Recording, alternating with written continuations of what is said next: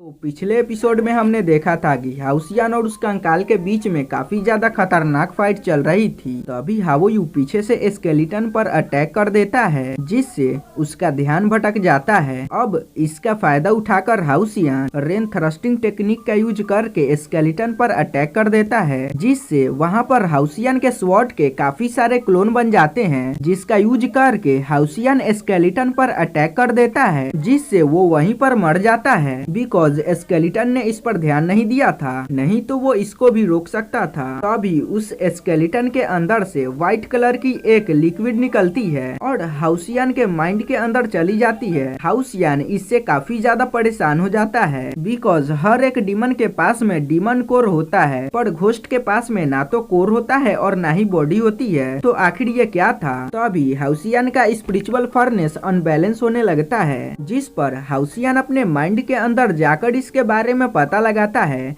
हाउसियान को पता चलता है कि ये व्हाइट कलर का लिक्विड स्पिरिचुअल पावर है, जो कि इस टेस्ट को पास करने के रिवॉर्ड में हाउसियान को मिला था, जो हाउसियान के लिक्विड स्पिरिचुअल पावर से 10 गुना ज्यादा पावरफुल था। इसके बाद हाउसियान वहीं पर बैठकर इसको कल्टीवेट करना या रिफाइन करना स्टार्ट कर देता है। थोड़ी देर बाद हाउसियान वहां से उठता है और थोड़ी दूर आगे जाता है तो फिर से उसके सामने एक और स्केलेटन आ जाता है, जो पहले वाले से काफी ज्यादा पावरफुल लग रहा था। हाउसियान इस पर अपने स्वॉर्ड से उसके ऊपर अटैक कर देता है, पर वो स्केलेटन भी काउंटर अटैक कर देता है, जिससे हाउसियान का अटैक नलिफाई हो जाता है और वो काफी पीछे जाकर गिरता है। इस पर हाउसियान अपने कंडेमिंग रिवॉल्विंग टेक्निक का यूज करके उस पर अटैक कर देता है, पर वो अर्थ और हेवन के पावर का यूज करके हाउसियान के अटैक को नलिफाई कर देता है। पर अब हाउसियान काफी ज्यादा इरिटेट हो गया था और 3 टेक्निक को मर्ज करके स्केलेटन पर अटैक कर देता है, लेकिन स्केलेटन सील डिवाइन थ्रोन का यूज करके हाउसियान के अटैक को ब्लॉक कर देता है। पर हाउसियान हार नहीं मानता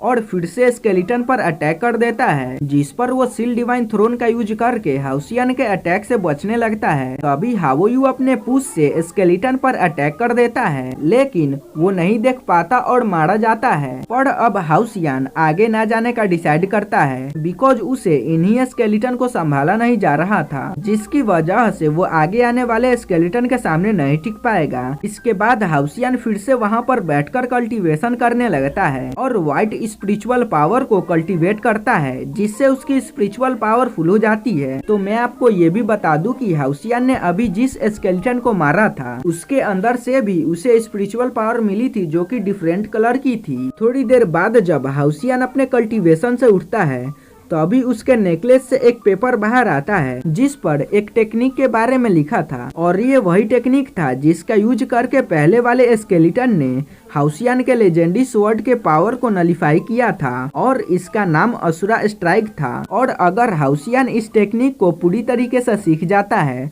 और इसके सभी लेवल को ब्रेक कर लेता है, तो वो किसी भी पावरफुल अटैक को नलिफाई कर सकता है। इसके बाद हाउसियान फिर से अपने माइंड के अंदर जाता है और इसको प्रैक्टिस करना स्टार्ट कर देता है, पर शुरू में उसे थोड़ी सी परेशानी होती है, पर वो इसको सीख जाता है। इसके बाद हाउसियान और हावोयू वहाँ से बाहर आ जाते हैं, पर अब हाउसियान को यहाँ के आवाज से कोई भी फर्क नहीं पड़ रहा था। वहीं हम गुफा के बाहर का सीन देखते हैं, जहाँ पर सभी हाउसियान को लेकर काफी ज्यादा चिंता कर रहे थे, क्योंकि अब रात होने वाली थी और हाउसियान अभी तक गुफा के बाहर नहीं आया था। वहीं कार भी हाउसियान के लिए काफी ज्यादा चिंता करने लगती है। तो अभी उसे कुछ फील होता है और वो इनसे कहती है कि यहाँ पर कोई आ रहा है, और जब वो लोग माउंटेन के नीचे देखते हैं तो वहाँ पर फीड क्लैन के मेंबर अपने साथियों को खोजते हुए यहाँ पर आ चुके थे, जिस पर वहाँ पर सभी काफी ज्यादा परेशान हो जाते हैं। वहीं हमें नीचे का सीन दिखाया जाता है, जहाँ पर हम एक बहुत ही बड़े डीमन आर्मी को देखते हैं, और हम वहाँ पर एक डीमन लीडर को भी देखते हैं, जो कि लेवल 7 का था। वहीं कार इनको अपनी तरफ आता हुआ देखकर नीचे जाने लगती है और उनमें से कुछ वॉरियर को भी अपने साथ में नीचे चलने को बोलती है, क्योंकि अगर वो माउंटेन के ऊपर चढ़ गए तो हाउसियान के लिए खतरा बढ़ जाएगा। वहीं हम नीचे का सीन देखते हैं, जहां पर कार आ चुकी थी, और कार जैसे ही अपने पावर को एक्टिवेट करती है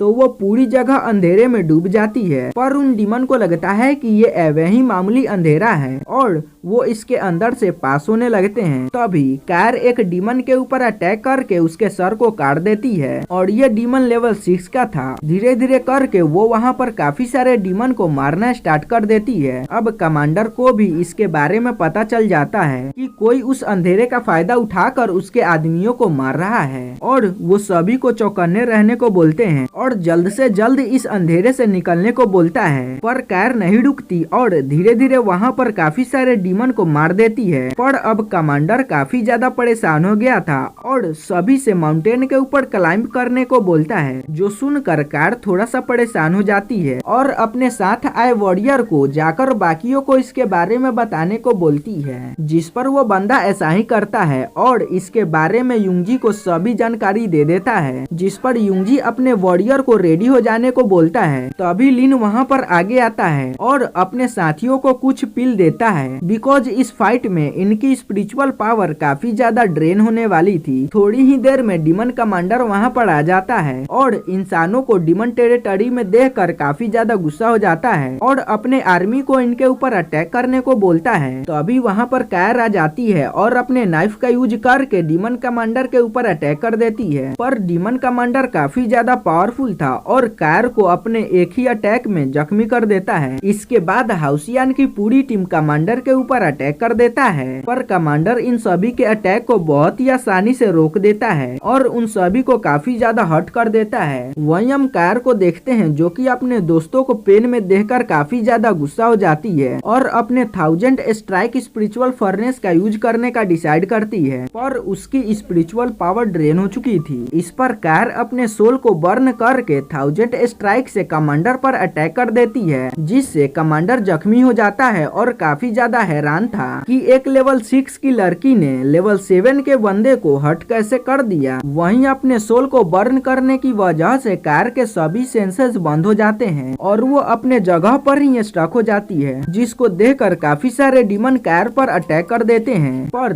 लिन अपने फ्लेम पावर का यूज करके कार के चारों तरफ एक एलिमेंट्री बाउंड्री को क्रिएट कर देता है, जिसे वो डीमन नहीं तोड़ पाते। तो अभी डीमन कमांडर खड़ा होता है और वो इस समय काफी ज्यादा जख्मी था। अब डीमन कमांडर खड़ा होते के साथ ही लिन के शील्ड पर अटैक करने के लिए रेडी हो जाता है और जैसे ही लिन के शील्ड पर अटैक करता है तो अभी वहाँ पर एक पावरफुल अटैक आता है जो कि डीमन किंग के अटैक को नलीफाई कर देता है।